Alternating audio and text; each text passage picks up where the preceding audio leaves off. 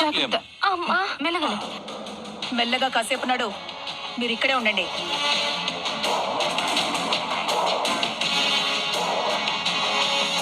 అసలు ఇక్కడ ఏం జరుగుతుందో మీకు అర్థమవుతుందా? ఏం జరుగుతుందమ్మా? మీరు ఆనందిని ఎలా తీసుకొచ్చారో నాకు అర్థం కాలేదు, కానీ ఆనంది ఎందుకు వచ్చిందో తెలుసా మీకు? ఎందుకు వచ్చిందమ్మా? ఈ పెళ్లిని ఆపటానికి వచ్చింది. అవునా? ఎవరు చెప్పారమ్మా నీకు? తనే నాతో చెప్పింది. ఎంత ధైర్యం అమ్మా తనకి? నేను అదే చెప్తున్నాను. మీరేం చేస్తారో నాకు తెలీదు. దాన్ని వెంటనే బయటికి ఎట్టేయండి. అలాగేనమ్మా. ఇంకా మేము ఊరుకుంటామా? అస్సలు ఊరుకోం. నువ్వు నిశ్చింతగా ఉండమ్మా, మేము చూసుకుంటాం.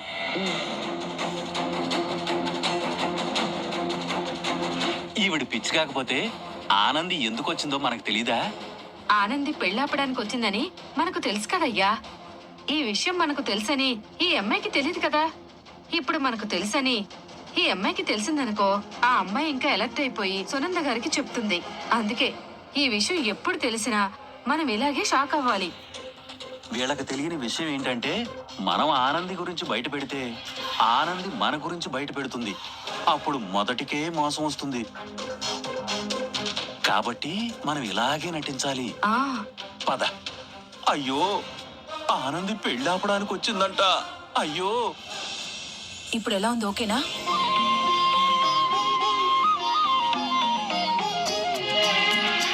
రే చైతన్య, పెళ్లి జంట వీళ్ళురా, మీరు కాదు. ఆనంది, నువ్వు కొంచెం పక్కకుంటే మంచిది. ఆది, ఇల్లరా.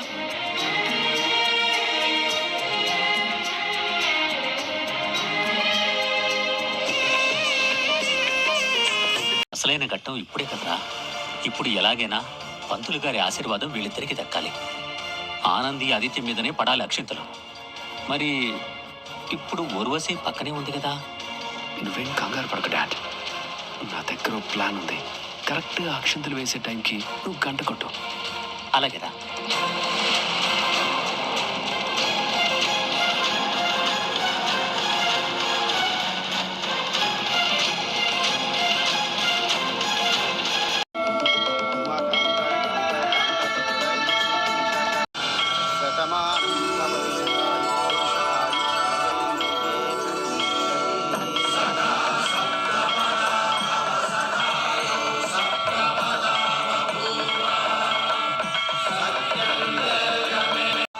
జూలో జిరాఫీలు వచ్చినాయంట. చూడ్డానికి నన్ను రమ్మంటున్నాడు.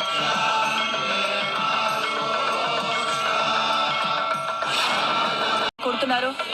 ఏం లేదు సునందా, ఈ పెళ్లి ఏ ఆటంకం లేకుండా ఈ దంపతులిద్దరికీ ఆ భగవంతుడి ఆశీస్సులు ఎల్లకాలం ఉండాలని దీవిస్తూ నేను మనస్ఫూర్తిగా ఈ గంట కొడుతున్నాను. మీరు మామూలుగా దండం పెట్టుకున్నా సరే భగవంతుడు ఆశీర్వదిస్తాడు.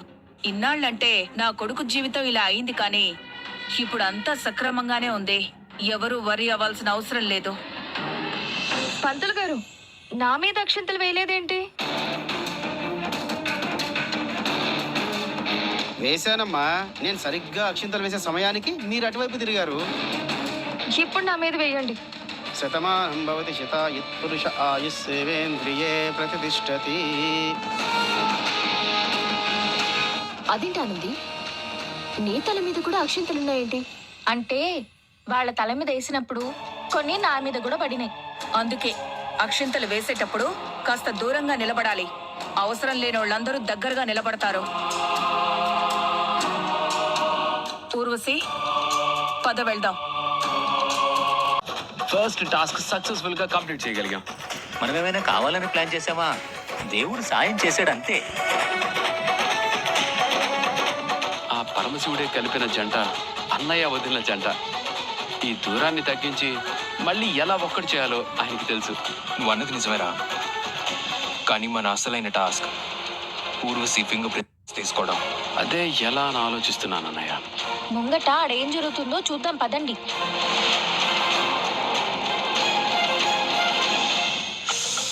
గారు బయలుదేరారంట.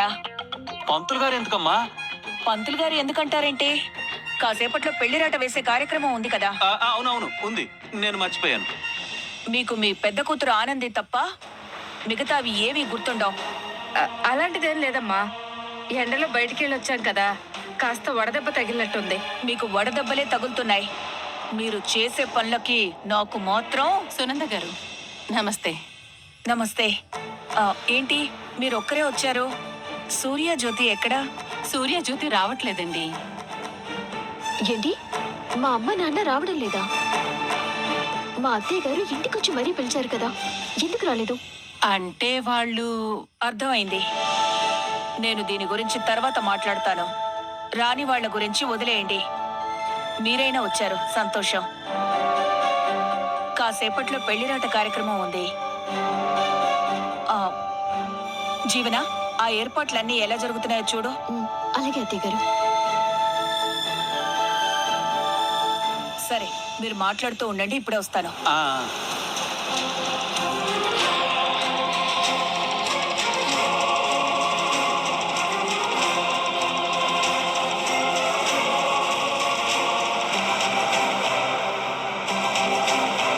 ఏ బాబు, చెప్పండి మేడం. వెళ్ళి అందరికి జ్యూసులు తీసుకురా. అలాగే మేడం.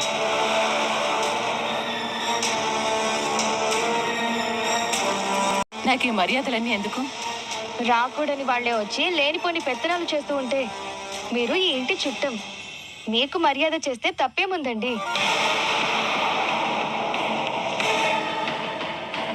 చూసావా అది గుడ్ల గోపల ఎలా చూస్తుందో? శ్రీకాంత్ గారు ఎలా ఉన్నారు? ఆ దేవుడి దయ వల్ల చాలా బాగున్నానండి. మీ అబ్బాయికి ఊర్వశికి పెళ్ళైపోతే మీరు ఇంకా హ్యాపీగా ఉంటారు. అంతేలేండి. నేను అదే అంటున్నానండి. ఇదిగోండి, జ్యూసులు తీసుకోండి. నువ్వు తెస్తున్నావేంటి బాబు? మా అన్నయ్య పెళ్ళికి నేను పనులు చేస్తే తప్పేంటి? జ్యూసులు తీసుకోండి. వదిన, ముందు మీరు తీసుకోండి.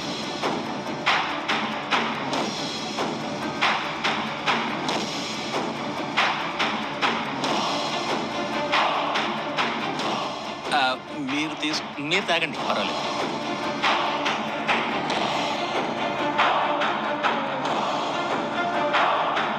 గ్లాసీ బాక్స్ లో ఉంది. నీకు ఒక మొబైల్ నంబర్ పంపినా కదా, దా నంబర్కి కాల్ చేస్తే దీన్ని ఎక్కడికి తీసుకురావాలనో చెప్తారు. అలాగే వదిన. దొరికిపోయా ఊర్వశి. ఇంకా రిపోర్ట్స్ రావడమే ఆలస్యం. వెంటనే నిన్ను అరెస్ట్ చేయించడమే. రా భాగ్యం. ఊర్వశి, తిని నా కాబోయే కోడలు ఊర్వశి. నమస్కారం అండి. నమస్తే అమ్మా. సునంద, ఈ అమ్మాయి మీ కోడలు ఆనందియే కదా?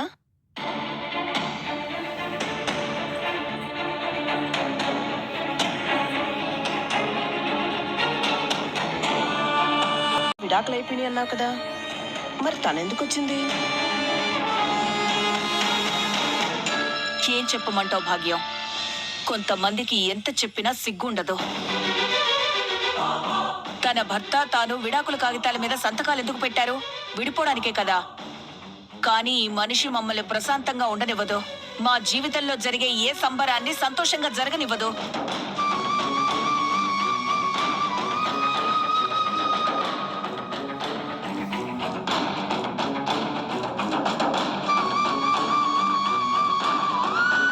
వచ్చిన మనిషిని పొమ్మనలేను, అది నా సంస్కారం.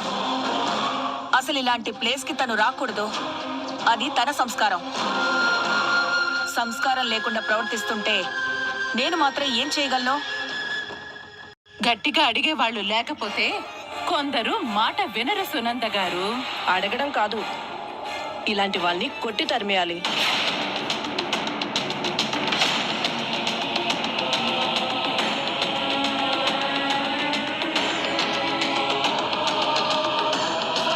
తెలుసని నా గురించి మాట్లాడుతున్నారు. మీ అత్త నీ గురించి అంతా చెప్పిందమ్మా. ప్రేమ పెళ్లిళ్ళు చేసి అత్తారింటి పరువు తీసి నీలాంటి కోడలు ఉండబట్టే గొప్ప గొప్ప కుటుంబాలు 10 మందిలో లోకువైపోతున్నాయి.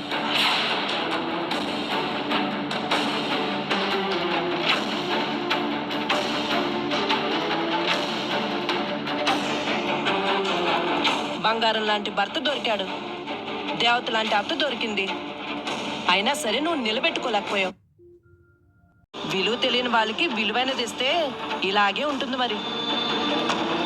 సునంద, నీ కొడుక్కి వేరే వాళ్ళతో పెళ్లి కాకూడదని ఆపేయడానికి వచ్చిందేమో. లేదంటే నాకు లేని సంతోషం వీళ్ళకి మాత్రం ఎందుకు అని ఏదో రకంగా ఈ పెళ్లి చెడగొట్టడానికి వచ్చిందేమో.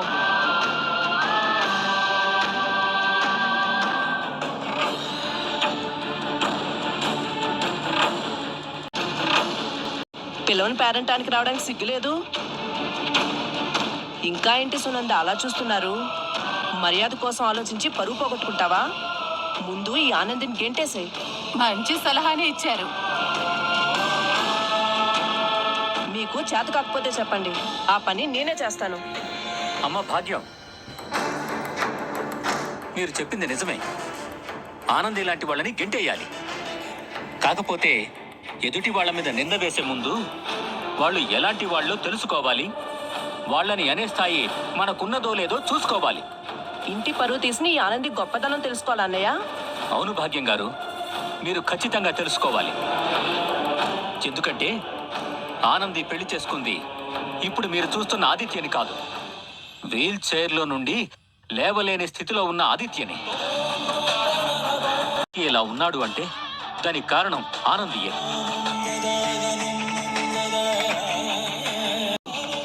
మనుషుల్ని దూరం చేయొచ్చు, కానీ వాళ్ళ మంచితనాన్ని ఎప్పటికీ దూరం చేయలేదు. ఆనంది అసూయతోనే ఈ పెళ్లికి వచ్చిందనుకుందాం. ఒక చోట శుభకార్యం జరుగుతున్నప్పుడు అక్కడున్న వాళ్ళలో ఒకరిద్దరూ అసూయతో ఉన్నంత మాత్రాన ఈ శుభకార్యానికి వచ్చే నష్టమేమీ లేదు. మీకు ఏం తెలుసని ఆ అమ్మాయి నిందిస్తున్నారు? అసలు తను ఏ పరిస్థితిలో తన భర్త నుంచి విడిపోవాల్సి వచ్చిందో ఆ అమ్మాయికి, ఆ కుటుంబానికి మాత్రమే తెలుసు.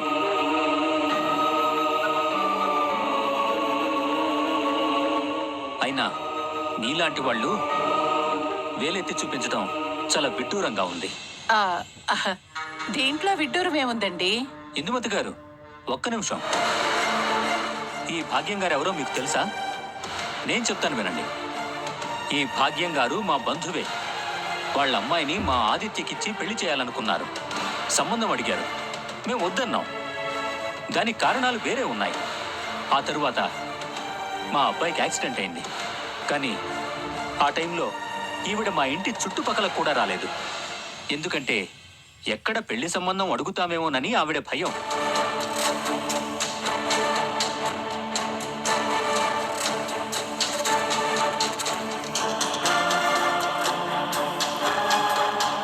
కానీ అలాంటి మనిషిని ఆనంది పెళ్లి చేసుకొని బాగు చేసుకుంది. మీలాంటి స్వార్థం ఉన్నవాళ్ళు మీ అవసరాలకు మాత్రమే వస్తారు. మీలాంటి స్వార్థం ఉన్నవాళ్ళు మీకు నచ్చినట్టే మాట్లాడతారు. దయచేసి ఎవరి గురించి ఎవరూ తప్పుగా మాట్లాడకండి. ఆనంది ఎలాంటిదో మాకు తెలుసు. ఇది పూర్తిగా మా వ్యక్తిగత విషయం. ఆనంది ఇక్కడికి ఎందుకు వచ్చిందనే విషయం గురించి ఇక్కడ చర్చ అవసరం లేదు. That's all. కొందరి మనసులో మబ్బులు పట్టిన ఆకాశంలా ఉంటాయి. అలాంటి వాళ్ళ గురించి పెద్దగా పట్టించుకోవాల్సిన అవసరం లేదు. ఇక్కడ జరిగే ప్రతి కార్యక్రమం మీ ఇద్దరికీ జరగాలి. అది దైవ సంకల్పం అనుకోమ్మా. నీ బాక్స్ మీకు ఇమ్మన్నారు. ఫింగర్ ప్రింట్స్ ఉన్న గ్లాస్ దీంట్లోనే ఉంది. ఫింగర్ ప్రింట్స్ని మత్తు మందుల కవర్ మీద ఉన్న ఫింగర్ ప్రింట్స్తో మ్యాచ్ అవుతున్నాయో లేదో చూడండి. అలాగే రిపోర్ట్స్ రాగానే వదిన ఫోన్ చేయమన్నారు. ఇక్కడ జరిగిందంతా చాలా సీక్రెట్గా ఉంచమన్నారు. డోంట్ వరీ సార్, ఈ విషయం మనకు తప్ప వేరే ఎవరికి తెలిసే ఛాన్స్ లేదు. థ్యాంక్ యూ సార్, నేను వెళ్తాను. అలాగే సార్. కాబోయే దంపతులు ఇద్దరు ఈ పెళ్లిరాల చుట్టూ 3 ప్రదక్షిణలు చేసి ఆ నవధాన్యాలు దాంట్లో వేయండి.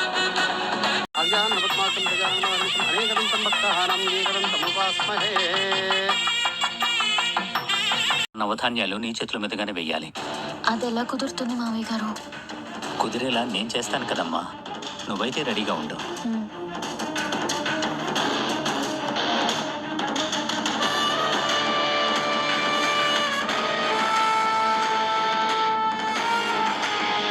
మంచి జరగాలంటే చిన్న తప్పు చేసి